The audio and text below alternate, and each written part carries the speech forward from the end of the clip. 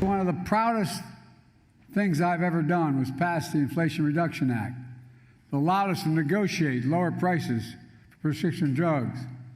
Not a single Republican voted for this. The Democrats in Congress, and Kamala, by the way, cast a tie-breaking vote to make sure that. Don't tell me one vote doesn't count. President Biden there praising Vice President Harris's role in passing the Inflation Reduction Act. She was the tie-breaking vote there while campaigning in New Hampshire with Vermont Senator Bernie Sanders yesterday. Senator Sanders joined me on Sunday Morning Futures on Sunday, claiming that the Democrats' spending was not the origins of record-high inflation. Watch. We just came off of this $7 trillion in spending, which obviously led to the inflation spike that we saw. Do you have concerns that this green agenda... Maria, may I interrupt you? Yes, Can I interrupt you on that one, please? Sir, yes. All right, look. All right. Did we invest in helping working-class families during the COVID pandemic? We did. If you want to ask my view and many economists, the reason that we saw a spike in inflation, which is now going down, was not because of that, because of corporate greed, record-breaking profits on the part of food industry, other corporations charging us off-the-wall prices.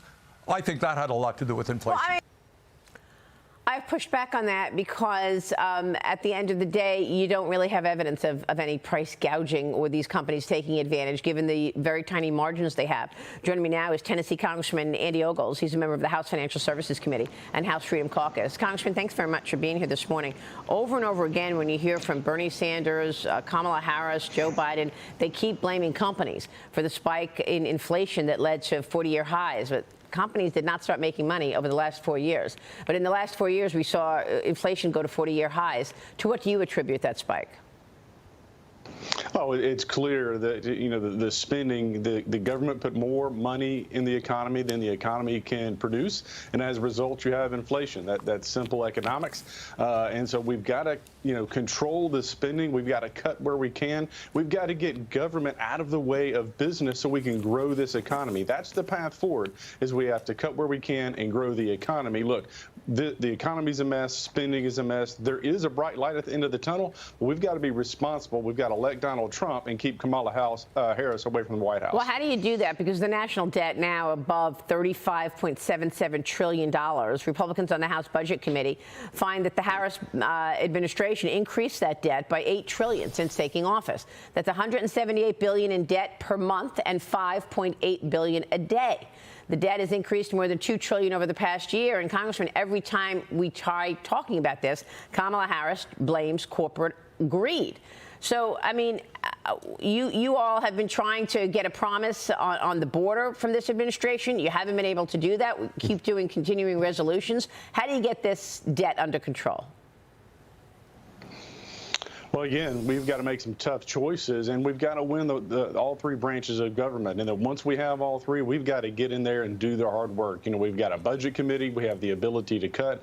I think it's time that we set up a committee that looks for ways and areas where we can cut, whether it's waste, whether it's fraud, et cetera. But we've got to get in there and roll up our sleeves. Look, before I was a member of Congress, I was a county executive. Our budget was a mess, and we got in there. I got in there with the county commission, and we fixed it because we made hard choices, and we were responsible. We can do this at the federal government, but you've got to have an administration that wants to do it. The problem is the Biden administration is drunk on power. They're drunk on spending and handing out gifts to all of the talk about corporate greed. What about all the corporations that Biden has bought off and the support thereof with all of the handouts? This has got to stop. The American people are sick of it, and that's why we've got to get back in January and cut where we can. Well, are you talking about handouts for companies? Well, just in general, anytime, again, when you have monies going into the economy that don't belong, let the free market do it, right? Yeah. Let's stop padding, the economy with all these dollars, because, again, more money in the economy than the economy produces is going to yield inflation, and that's simple. American people know it. And, look, it's time for us to cut where we can. Yep. And, again, that's a broken record, but everybody knows it, and it's time that we absolutely do it. And, look, we can't – there's not enough discretionary spending to cut enough in any given month, so we're going to have to grow. If you talk to Dr. Laffer, he'll tell you we've got to grow the economy, because the spending is out of control. And that's what President Trump keeps saying, that he's going to get more revenue because of growth by lowering taxes. That's right. But, you know, unfortunately, you haven't heard Kamala Harris address this at all. She's never answered the question how she's going to rein in debt, and she's never answered the question how she's actually going to rein in inflation. All we keep hearing is that she's from a middle-class family. The Securities and Exchange Commission, meanwhile, is putting crypto on its list of examination priorities for next year. The SEC says given the volatility and activity involving the crypto asset markets, the division will continue to monitor and, when appropriate, conduct examinations of registrants offering crypto asset-related services.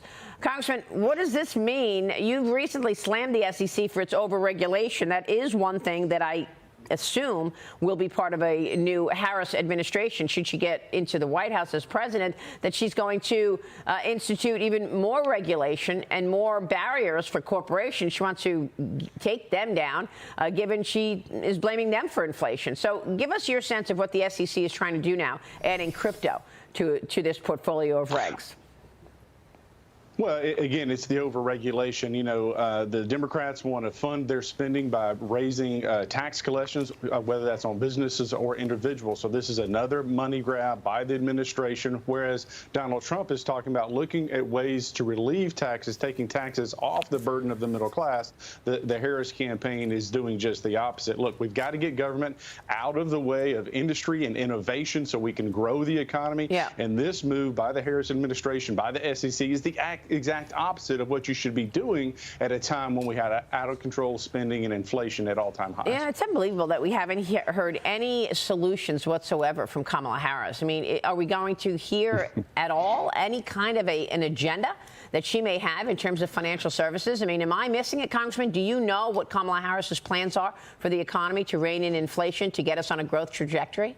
Has she articulated that? Well, I know she's from a middle-class family, but that's about all I know. And I know she has a laugh that makes my skin crawl. But that being said, there is no substance to her, which is why she deflects anytime she's asked a tough question. Look, you're known for asking tough questions. You'll ask me tough questions and other members of Congress tough questions. She can't come onto the show and answer your questions because she has nothing to say that means anything at all. She's going to laugh and talk about being from a middle-class family, which is absurd. Look, the American people want solutions. This is a tremendous opportunity for us to do the right thing and deliver those solutions that's going to fix this economy, that's going to make the world a safer place, that's going to secure our border. We do those things, we win. We win across the board, whether it's foreign policy or domestic policy. Those are things we've got to do. All right, Congressman, we'll be watching your work. Great to see you this morning. Thanks so much. Andy Ogles joining us. Absolutely. Thank you, sir.